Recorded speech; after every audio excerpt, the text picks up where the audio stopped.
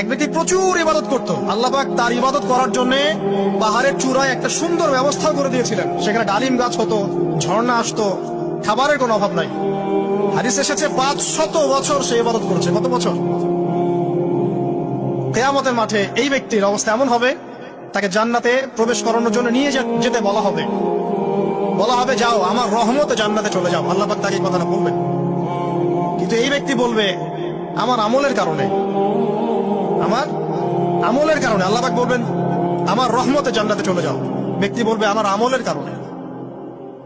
আল্লাহ রাব্বুল আলামিন তখন তাকে দেওয়া সমস্ত নিয়ামত গুলোকে এক পাল্লায় করবেন, আর তার সমস্ত আমলকে আরেক পাল্লায় করবেন। তারপর দেখা যাবে আল্লাহর সমস্ত নিয়ামত তার একটা চোখের সমান হয় নাই। কথা কি বুঝতে পারছেন? একটা চোখের যে নিয়ামত আল্লাহ পাকের, সমস্ত আমল ও 500 বছরের ইবাদত এতটুকু হয়নি। তারপর তাকে বলা হবে ওকে জাহান্নামে নিয়ে যাও। এবার জাহান্নামে যাওয়ার সময় সে বলবে আল্লাহ তোমার রহমতে আমাকে মাফ করে দাও।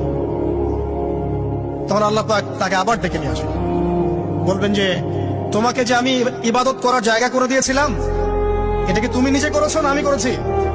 সে বলবে আপনি করেছেন। তোমাকে যে আমি সৃষ্টি করেছিলাম তখন কি তুমি কোন আমল করেছিলে? বলবে না। তাহলে তোমাকে যে সৃষ্টি করেছি আমি, এটা কি তোমার আমলের কারণে?